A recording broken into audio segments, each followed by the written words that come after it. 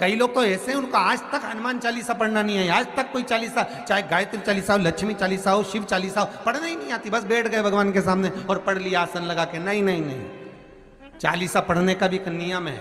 अगर कोई लक्ष्य लेकर पढ़ रहे हो तो उसका एक नियम है। पूरी जिंदगी पढ़ते रहोगे तो भगवान की प्राप्ति नहीं है, पर लक्ष्य लेकर अगर पढ़ा है आसन से, जिस भगवान की चालीसा पढ़ रहे हो उसकी मूर्ति या उसका फोटो आपके सामने होना चाहिए। एक घी का दिया, अगर हनुमान चालीसा पढ़ रहे हो तो या तो घी का दिया जलाओ, वो भी गाय के घी का हो, भैंस के घी का मत जलाना। हनुमान जी कभी प्रकट नहीं होंगे भैंस के घी से। घी का दिया लगाइए अगर चालीसा का पाठ कर रहे हो हनुमान जी का। और बहुत ज्यादा संकट है, बहुत ज्यादा परेशानी है, तो हनुमान चालीसा का पाठ करो तो तिल्ली के तेल का दिया लगाओ, काली तिल के तेल का दिया, तिल का तेल का दिया हनुमान जी के सामने आसन बिछाकर।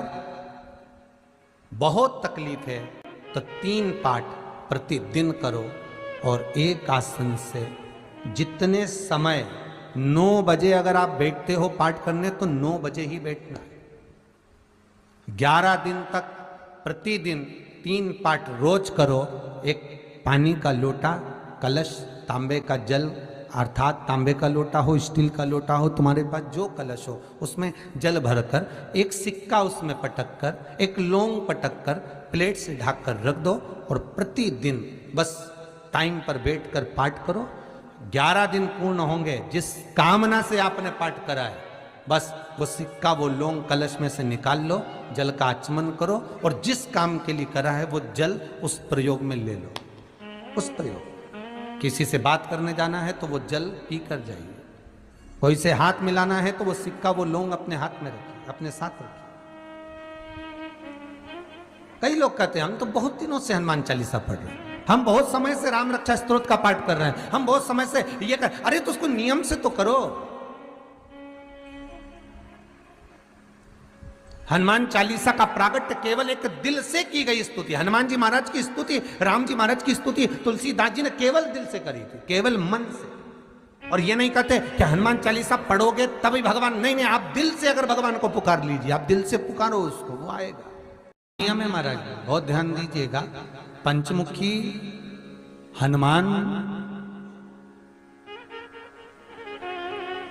का एक स्मरण, पंचमुखी हनुमान का एक भाव। महाराज जैसे बहुत ज्यादा तकलीफ अगर व्यक्ति को हो गई है, बहुत कष्टमय जीवन चल रहा है, हार गए हर जगह से और तकलीफमय जीवन चल रहा है, तो पंचमुखी हनुमान का एक शिव महापुराण का और स्कंद पुराण का एक बड़ा सुंदर मंत्र है। उस मंत्र को आप सब एक बार हमारे साथ में बोलें।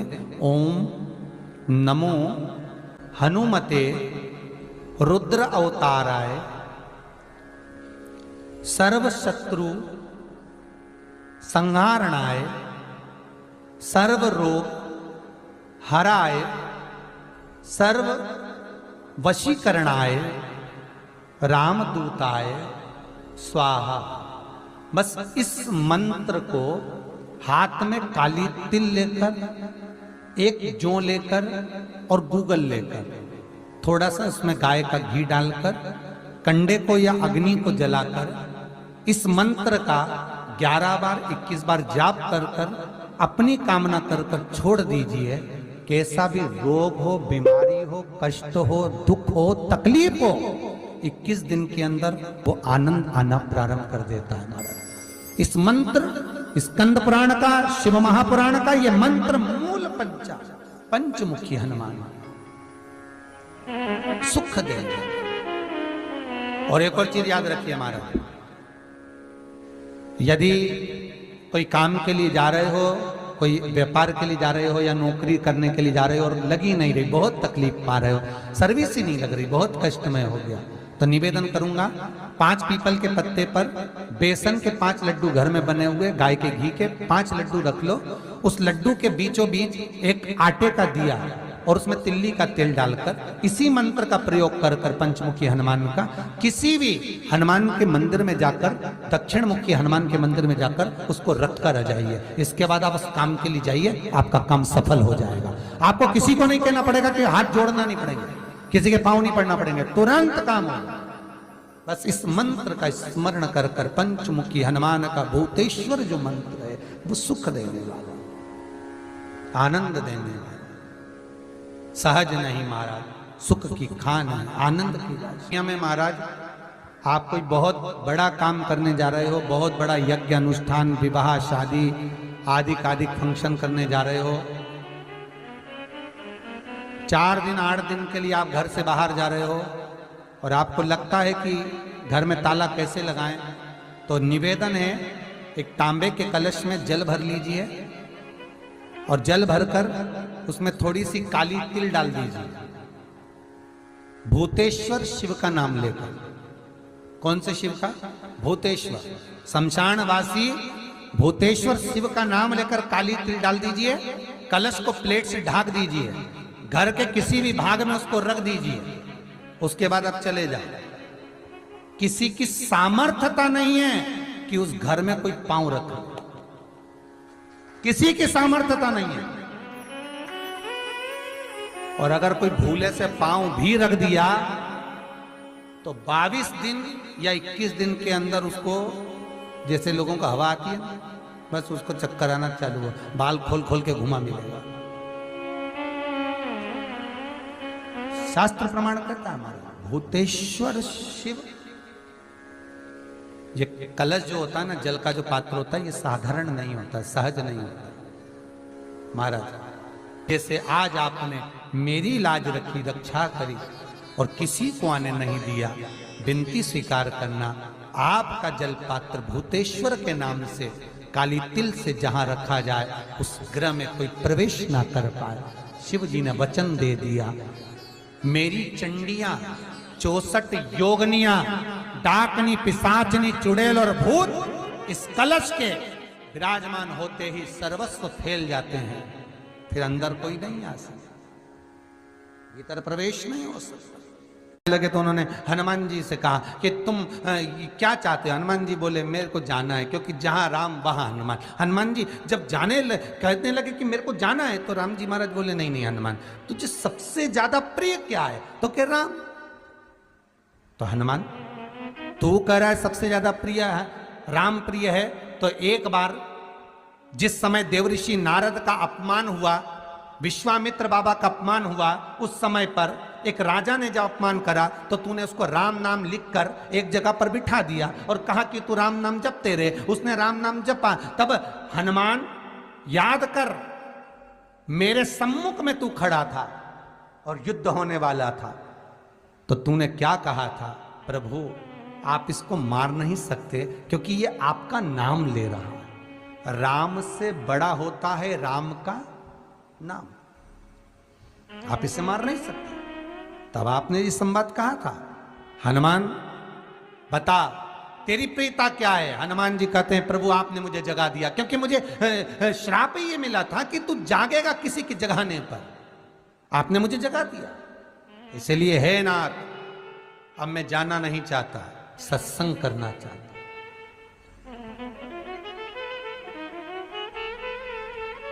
श्री राम जी का चरित्र है। अब मैं सत्संग करूंगा, भजन करूंगा, नाम जाप करूंगा। पर राम जी जानते हैं हनुमान से कहा, हनुमान मेरा जाने का समय आ गया, मुझे तो जाना पड़ेगा ना। सीता पृथ्वी में चली गई, मुझे भी जाना है। मैं सरयू के जल में अपने प्राणों को त्यागूंगा, मानव का शरीर है, इसको त्यागना तो पड़ेगा ना हनुमान। हनुमान जी बोले तो त्याग दो, त्यागने में क्या दिक्कत है, त्यागो आप तो। पर दिक्कत एक बहुत बड़ी है। तो राम जी ने जैसी कहा दिक्कत बहुत बड़ी है, तो हनुमान जी पूछे ऐसी कौन सी दिक्कत है? हनुमान जी के शब्द सुने तो राम जी बोले, जब जिस समय पर तुम सूर्य को निगल गए थे, इंद्र को क्रोध आया था और इंद्र ने तुम पर वज्र का जब प्रहार करा था, जब वज्र का प्रहार इंद्र ने करा तब तुम्हारा नाम हनुमान हुआ। तब सारे देवी देवताओं ने तुम्हें वर प्रदान करा, उस जगह पर यमराज भी खड़ा था। तो यमराज ने तुम्हें वर दिया था कि जहां हनुमान होगा वहां यमराज नहीं होगा। अब दिक्कत यह है कि मुझे प्राण त्यागना है और तू मुझे 1 मिनट के लिए नहीं छोड़े तो यमराज आएगा कैसे? दिक्कत वहां अड़ी पड़ी है।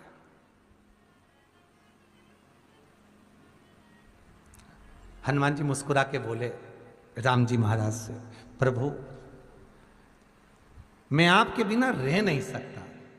तो राम जी बोले, मैं भी जानता हूं कि तू मेरे बिना नहीं रह सकता, पर एक काम तो कर सकता है ना। क्या? मैं अगर कोई काम बताऊंगा तो तू करेगा कि नहीं करेगा? हनुमान जी बोले, आपका काम और मैं ना करूं, ऐसा कभी हुआ है? जरूर करूंगा। ठीक है। बस अब राम जी महाराज ने सोच लिया कि हनुमान को जाने से पहले काम पर लगाना। अब वो कौन सा काम था? बोलो रे भाई। हनुमान जी को कहां काम पर लगाया राम जी ने? किस जगह पर काम पर लगाया? अरे सभी ने रामचरितमानस सुनी है, खूब सुनी, जल्दी बताओ। राम जी महाराज ने प्राण त्यागते समय, सरयू जी में प्राणों को देते समय राम जी ने हनुमान जी को किस काम में लगाया था कि राम जी ने अपने हाथ की एक मुद्रिका जिस पे राम लिखा हुआ था, वो मुद्रिका एक अयोध्या की एक सरंग में जमीन में डाल दिया और हनुमान से कहा जा जरा ढूंढ के लेके आ, मैं अभी घूम कर आया। और हनुमान जी तलातल रसातल भूमि के नीचे पताल में चले गए उस मुद्रिका को ढूंढने के लिए जिस पे राम लिखा है। और हनुमान जी पूछते भी जा रहे, राम कहाँ है? राम की मुद्रिका पड़ी थी, राम की अंगूठी है। अब राम का ही सत्संग करते करते जा रहे और राम जी चले गए सरयू, क्योंकि हनुमान अगर होगा तो यमराज नहीं आ सकता। हनुमान को यहां से हटाना पड़ेगा तब यमराज लेने के लिए आ सकता, तब यम आए। और क्योंकि यम अपने नियम को धारण करेगा, चाहे कृष्ण हो चाहे राम। वही बात फिर याद कर लीजिए, अच्छा कर्म करिए, कर्म का दंड तो भगवान को भी भोगना पड़ता है। अगर कोई अदालत में केस चल रहा है, बहुत बड़ी समस्या में आप पड़ गए, बहुत बड़ा टेंशन बिल्कुल आकर खड़ा हो गया है, तो चंदन, एक लाल चंदन बाजार में मिलता है, पूजन वालों के यहाँ पूछना, लाल चंदन आता है। वो लाल चंदन को घिस कर उसमें थोड़ा सा तिल्ली का तेल डालकर महाराज हाथ में चंदन को लेकर शिवलिंग पर लगाएं और बड़ के पेड़ के नीचे, बड़ के जड़ में जाकर बटकेश्वर महादेव का नाम लेकर उस चंदन को लगाएं। उसी चंदन का हाथ किसी रुमाल पर लगा लीजिए और उस रुमाल को जेब में रखकर कोई बहुत ज़्यादा दिक्कत और परेशानी है उस स्थान पर उसको लेकर बैठ जाइए। मन को भी शांति होगी, कार्य भी सफल होगा और सफलता प्राप्त होगी। बस तुमरुका जी का नाम का उसमें स्मरण करना है, कोई सहज नाम नहीं है। फिर निवेदन करूंगा, नारी अगर बच्चे को जन्म देती है और बच्चा 4 महीना 6 महीने तक गर्भ में रहता है, उसके बाद अबॉर्शन हो जाता है, तो एक नारियल पर, श्रीफल पर स्त्री के हाइट की मोली, मोली मतलब नाड़ा जो हाथ में बांधते हैं, लच्छा, उसको नाप लीजिए और तुमरुका जी का नाम लेकर उस नारियल पर लपेटकर अपना नाम और गोत्र बोलकर शंकर जी के शिवलिंग के पास में जो जलाधारी होती है चारों तरफ शिवलिंग के पास में, वहां रख दीजिए। शिव के शिवलिंग का स्पर्श करिए, एक बेलपत्र उठाकर मंदिर की चौखट पर खा लो, तुमरुका जी का नाम लेकर। महाराज होने वाला जो बच्चा है वो पूर्ण होगा, बीच में अवर्षण नहीं होगा, बच्चा समाप्त नहीं होगा महाराज, और स्वस्थ उत्पन्न होगा। ये तुमरुका जी का नाम जीवन में सुख की अनुभूति कराने वाला है, आनंद की अनुभूति कराने। कई माताएं कहती है, गुरुजी हमने सफेद आंकड़े की जड़ बांधी और मान लो संतान हुई, और कई ऐसी हैं जिन्होंने बांधी और तो नहीं हुई है, तो उसके लिए भी ध्यान रखिएगा। 18 साल हो जाएं, 17 साल हो जाएं, 10 साल हो जाएं, 12 साल हो जाएं और घर में बच्चा नहीं है, संतान नहीं है, तो प्रयास करना सफेद आंकड़े की जड़ को लेना तुमरुका जी का नाम लेकर 21 बार शिवलिंग पे से घुमाना, रजस्वला धर्म के 7वें दिन कमर पर बांध लेना और उसी दिन से एक पीपल का पत्ता मंगवाना, शंकर भगवान पर चढ़वाना और पीपल के पत्ते को गौ माता के दूध में उसको उकलवाना। ठीक है, उकलवा कर ठंडा करवा कर पत्ते को बाहर ठंडा करने में डाल देना। दूध जब ठंडा हो जाए हथेली पर उस गिलास को रखना और भगवान शिव का तुमरुका जी का नाम लेकर उसको पीना चालू कर देना। लगभग 8 दिन 15 दिन उस दूध का पान कर कर फिर विश्राम करें। महाराज, संतान की प्राप्ति अवश्य होगी, संतान अवश्य प्राप्त होगी। पीपल के वृक्ष में स्वयं मेरे भगवान शिव आनंद वास निवास करते हैं। बाबा भोलेनाथ स्वतः निवास कर रहे हैं। केवल एक पीपल के वृक्ष में कितना सुंदर लिखा पद्म पुराण में कि 52,000 ब्राह्मण का एक साथ निवास पीपल के वृक्ष में होता है। एक साथ निवास। शंकर का एक अवतार श्री हनुमान जी महाराज है। हनुमान जी महाराज को 3 तरह की माला समर्पित होती है। एक आंकड़े के पत्ते की, दूसरी बेलपत्र के पत्ते की, तीसरी पीपल के पत्ते की। ये 3 तरह की माला जब शंकर हनुमान जी महाराज को समर्पित होती है। आंकड़े की माला महाराज, आंकड़े के पत्ते की जो माला होती है ये माला कार्य की सिद्धि के लिए होती है। इसमें एक एक आंकड़े के पत्ते पर सीताराम लिखा जाता है। मात्र एक पत्ता ऐसा होता है जिस पत्ते पर सीताराम नहीं लिखा जाता। 108 पत्ते में से एक पत्ता, बस उस पत्ते को हथेली में रखकर उल्टा हाथ आपको रखना है और अपनी कामना कर कर उस पत्ते को बांध देना है। ये जरूरी नहीं है कि 25 के बाद बांधो, 50 के बाद बांधो या 100 के बाद बांधो, आपकी मर्जी पड़े। उस खाली पत्ते को कहीं पर भी बांध दीजिए और उस माला को अपनी कामना कर कर श्री हनुमान जी महाराज को समर्पित कर दीजिए। माला जब हनुमान जी को चढ़ जाए तब एक घी का और एक तेल का दिया हनुमान जी के सम्मुख में लंबी बाती का लगा देना है महाराज। एक घी का, एक तेल, और अपनी कामना कर कर आप आ जाइए। आपकी वो कामना 2.5 महीना या 3 महीना, इससे ज्यादा नहीं जाएगा, वो कामना बाबा पूरी करेगा। क्योंकि शिव और हनुमान ये सब एक ही स्वरूप है। अगर व्यक्ति के जीवन में बहुत भारी रोग हो गया है, बहुत ज्यादा कष्ट हो गया है, कैंसर जैसी बीमारी भी अगर उसको घेर ली है और किडनी लीवर सब बेकार हो गया, तो निवेदन है पीपल के पत्ते की माला बनवाओ, 108 पत्ते की, और हनुमान चालीसा का हर पत्ते पर स्मरण करिए महाराज। आप हनुमान चालीसा पढ़ते जाओ, माला में गांठ लगाते जाइए, और वो माला जो व्यक्ति कैंसर से पीड़ित है हाथ का स्पर्श कराइए और शंकर को चढ़ाइए। केवल अष्टमी तिथि के दिन ये माला समर्पित होना चाहिए, शुक्ल पक्ष की अष्टमी के दिन। आप 2 या 3 अष्टमी को कर कर देखिए, अपने आप दवाई लगना प्रारंभ होगी। कैंसर जैसा रोग भी धीरे धीरे समाप्ति पर आएगा महाराज। पर करना शुक्ल पक्ष की अष्टमी को ही महाराज। कोई बच्चा एग्जाम में बैठ रहा है, सीए की पढ़ाई कर रहा है, कोई बहुत बड़े एग्जाम में बैठा, पास हो ही नहीं रहा, बहुत हार गया, बेलपत्री की माला चढ़ाई। पर बेलपत्र की जो माला है वो केवल प्रदोष पर चढ़ती है श्री हनुमान जी महाराज। आप बेलपत्र की माला चढ़ाओ, 108 बेलपत्र आप श्री शिवाय नमस्तुभ्यम मंत्र का जाप कर कर गांठ लगाकर भगवान श्री हनुमान जी महाराज के सामने पहुंचकर माला को सीधी रखकर, जो व्यक्ति एग्जाम में बैठ रहा है, नौकरी के लिए, अन्य पढ़ाई के लिए, अगर कंपटीशन एग्जाम में भी बैठ रहा है, तो माला को हनुमान जी महाराज, और हनुमान जी कौन से होना चाहिए? पूर्वमुखी। हनुमान दक्षिण मुखी नहीं चाहिए, पूर्व में जिन हनुमान जी का मुख हो वो माला ऐसी समर्पित कर कर हनुमान चालीसा का पाठ कर कर 3 बार स्मरण कर कर माला श्री हनुमान जी को पहना दीजिए। ऐसा कोई एग्जाम नहीं जिसमें से आप निकल ना पाए महाराज, पर करना आपको पड़ेगा। प्रदोष का दिन होना चाहिए,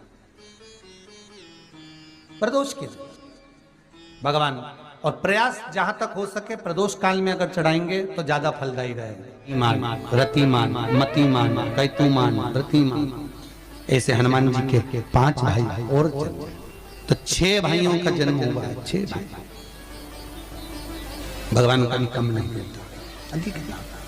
और आज भी नियम है महाराज, जिसकी फैक्ट्री नहीं चलती हो, प्रॉपर्टी की आप खरीदारी बेचादारी करते हो, प्रॉपर्टी से जुड़ा हुआ काम करते हो, या लोहे से जुड़ा हुआ करते हो, या फैक्ट्री आदि का कर्म करते हो, कोई मैन्युफैक्चरिंग करते हो, वो नहीं चल रहा, तो हनुमान जी के उल्टे पांव का सिंदूर लीजिए और हनुमान जी के दूसरे नंबर के भाई गतिमान का नाम लीजिए। किसका नाम लेना है? गतिमान। गतिमान का नाम लेकर फैक्ट्री के बाहर या फैक्ट्री पर एक स्वस्तिक का निर्माण कर दीजिए, हनुमान जी के उल्टे पांव के सिंदूर और गतिमान का नाम लेकर। कभी आपकी फैक्ट्री कोई काम नहीं निकालेगी, उन्नति की ओर ही निकल जाएगी, कभी घाटे की ओर नहीं जाएगी। गतिमान का नाम, रतिमान, केतुमान, मतिमान, ये जितने भी नाम है हनुमान जी के भाइयों के, ये सब कल्याण करते हैं। एक एक नाम कल्याण करते महाराज, एक एक।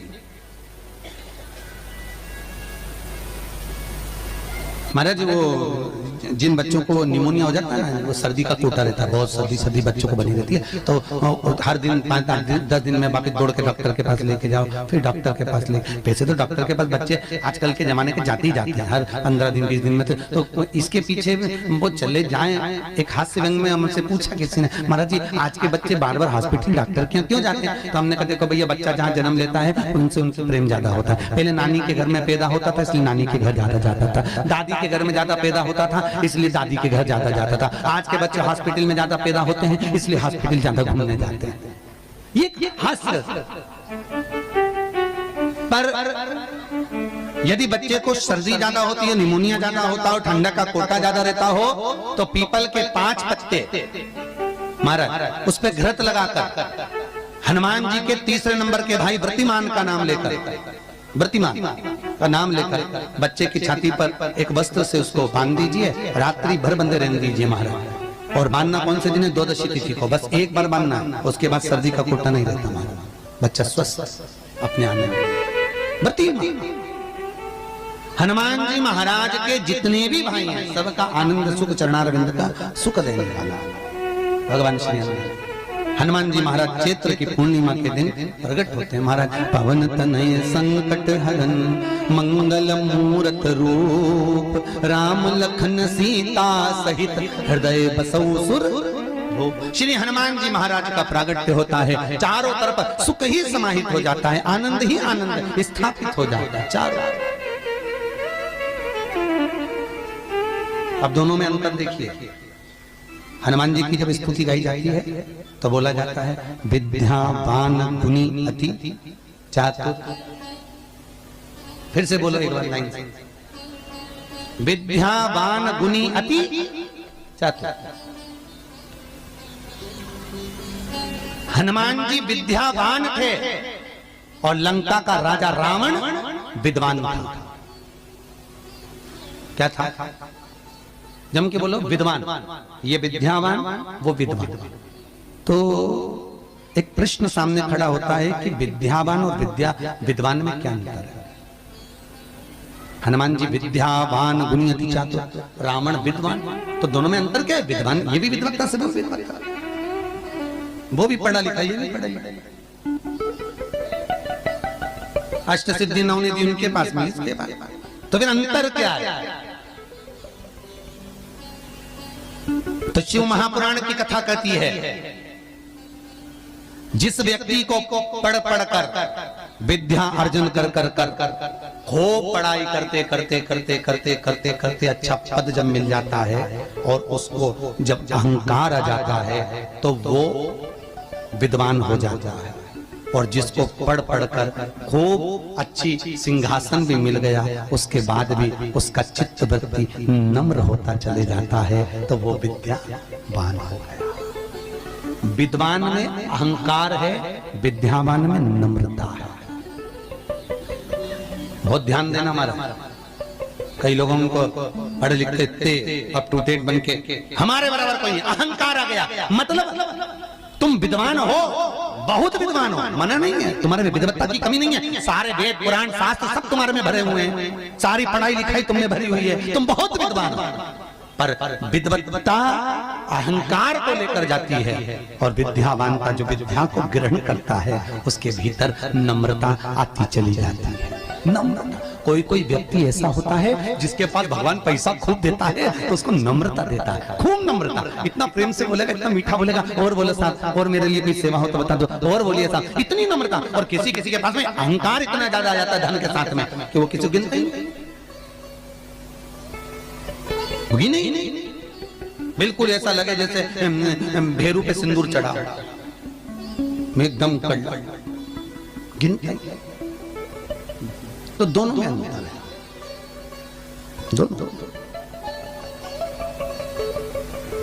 नम्रता अगर आपके भीतर पढ़ाई लिखाई के साथ में, विद्या के साथ में आ रही है तो समझ कितना सुंदर कहा रामकृष्ण परमहंस जी ने। रामकृष्ण परमहंस जी से स्वामी विवेकानंद जी ने पूछा, आपकी निगाह में खूब पढ़ा लिखा व्यक्ति कैसा होता है? रामकृष्ण परमहंस कहने लगे, जीरो। कैसा होता है? शून्य। स्वामी विवेकानंद ने फिर रामकृष्ण परमहंस से पूछा, आपकी दृष्टि में बहुत पढ़ा लिखा, बहुत पैसे वाला, धनपति व्यक्ति कैसा होता है? रामकृष्ण परमहंस जी ने कहा, डबल शून्य, डबल जीरो। स्वामी विवेकानंद जी ने फिर पूछा रामकृष्ण परमहंस जी से, गुरुदेव आपकी दृष्टि में पढ़ा लिखा व्यक्ति, बहुत धनपति, सब ज्ञान में निपुण, वो व्यक्ति कैसा होता है? रामकृष्ण परमहंस ने कहा, ट्रिपल जीरो, 3 शून्य। स्वामी विवेकानंद ने कहा, गुरुजी अगर ये सब शून्य की गिनती में आ गए तो कीमत किसकी होगी? रामकृष्ण परमहंस जी ने कहा, सारे ज्ञान प्राप्त करने के बाद जो झुकना नहीं जानता, नम्रता नहीं जानता, वो जीरो के बराबर ही होता है। और जिसके पास में धन भी है, विद्या भी है, सारी निपुणता है, और जिसके भीतर नम्रता बनी हुई है, उसके आगे एक लगा दिया जाए तो वो करोड़ों की गिनती में हो जाता है। उसके आगे एक का कई लोग बड़ी अभिमतता में जीते हैं, मैं मेरे बराबर कोई नहीं, और जो मैं करके मर जाता है, अगला जन्म बकरा बकरी का हो जाता है, मैं करता फिरता है। छुपकली और बकरा बकरी दोनों पहचान जाओ, बहुत परिचित है। तुम्हारे दरवाजे पर भी कोई बकरा बकरी दिखे तो समझ लेना तुम्हारा रिश्तेदार आया है।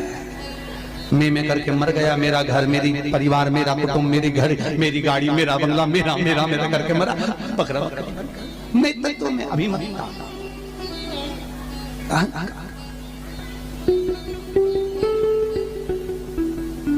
गुरु नानक देव जी महाराज का शब्द याद करो, कुछ भी मेरा नहीं है, सब कुछ तेरा, सब कुछ तेरा। इसलिए बोले सो निहाल, सब कुछ तेरा, हमारा कुछ है, हमारे भीतर कुछ है तो वो परमात्मा। हनुमान जी महाराज प्रकट हुए और अष्ट सिद्धि, कितनी? अष्ट सिद्धि, नवनिधि, कितनी निधि? 9 निधि हनुमान जी के पास में थी। अष्ट सिद्धि 9 निधि, और उस 9 निधि में सबसे ज्यादा सुंदर निधि जो दुनिया के हित की है वो है नील निधि। कौन सी निधि? 9 निधि में से एक निधि का नाम है नील निधि। अष्ट सिद्धि नव निधि के दाता, असबर दीन जानकी माता, राम रसायन तुमरे पासा, सदा रहो रघुपति के। आज तुम लोगों ने पुण्य करा होगा, शनिवार के दिन, पूर्णिमा के दिन तुम्हें अष्ट सिद्धि नवनिधि मिल गई। आज किस्मत वाले हो गया, भाग्यशाली। अष्ट सिद्धियां नवनिधियां प्राप्त हो गई, गाते गाते पूरी जिंदगी हो गई थी। रोज हनुमान चालीसा पढ़ते थे, रोज बोलते थे अष्ट सिद्धि नवनिधि की दाता। अष्ट सिद्धि थी कौन सी, नवनिधि थी कौन सी? बच्चे पूछे तो बता तो सकते हो कि अष्ट सिद्धि ये है, नवनिधि ये है, और किस किस चीज का क्या क्या लाभ। अष्ट सिद्धि मालूम है? अरे जल्दी बोलो, नहीं मालूम? लिखना चालू करो बात। अष्ट सिद्धियां, पहली अनिमा, दूसरी महिमा, तीसरी गरिमा। अष्ट सिद्धियों में पहली अणिमा, दूसरी महिमा, तीसरी गरिमा। ये हनुमान जी महाराज की जो अष्ट सिद्धियां हैं, इन सिद्धियों के लिए आपको ज्ञात होना चाहिए, हनुमान जी महाराज के जब घर में तुम रोज हनुमान चालीसा का पाठ करती हो, आज एक दिन हो गया, कल दूसरा दिन हो गया, तीसरा दिन हो गया, कैलेंडर में जो पंचांगो कैलेंडर हो, उस कैलेंडर में एक निशान बना कर रखो कि आपके 108 जब पाठ पूरे हो जाएं, तब 108 बाती आप हनुमान जी महाराज की इन अष्ट सिद्धियों के नाम से लगा दीजिए। जिंदगी में आपका कभी बाल बांका नहीं हो सकता और आपकी उन्नति को कोई रोक नहीं सकता, यह पक्का है। अष्ट सिद्धियां, नवनिधियां 108 जब हनुमान चालीसा के पाठ हो जाए। और कभी कभी व्यक्ति के जीवन में ऐसा भी होता है कि भाई उसको बहुत तकलीफ आ जाती है कि मेरी दुकान नहीं चल रही, व्यापार नहीं चल रहा, मेरे साथ अच्छा नहीं हो रहा, मेरे को तकलीफ आ गई, शनि बढ़ गया, ये हो गया, ढैया हो गया, 7.5 हो गया, बड़ा तकलीफ, कहीं गिर रहा, कहीं पड़ रहा, तो उस व्यक्ति को 108 पाठ एक साथ कर लेना चाहिए। आज बैठा सुबह से शाम तक 108 पाठ करके और फिर ये अष्ट सिद्धियों की बाती लगा दे। पर अष्ट सिद्धियों की जो बाती लगती है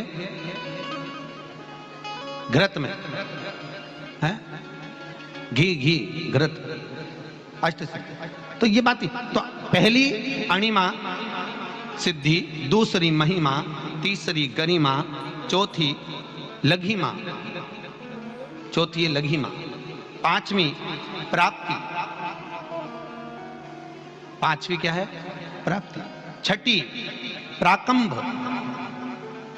छठी है प्राकंभ, सातवीं है ईर्षत्व, ईर्षत्व, और आठवीं है वशिष्व, आठवीं है वशिष्व। ये हनुमान जी महाराज की 8 सिद्धियां और 9 निधियां। पूरी हनुमान चालीसा की एक एक चौपाई में एक एक चीज से एक एक बीमारी का इलाज है, एक एक बीमारी का महाराज। हनुमान चालीसा की एक एक चौपाई से एक एक बीमारी। हमारे जीवन को हम चौपाइयों के क्रम से एक एक शब्द का भान करें कि वो उससे हमें प्राप्ति क्या है। अष्ट सिद्धि नवनिधि किस जगह पर स्कंद जी दे रहे हैं? नवनिधियां जहां पर सेतु बंद हुआ है, जहां पर सेतु, तो आप रामेश्वर जाएं, पुराने डाकघर के पास में आज भी 9 शिलाएं नवनिधि के लिए स्कंद देव ने वहां विराजमान करी थी, वहीं हनुमान जी महाराज ने जलपान करा था, वो स्थान आज भी विराजित है। आज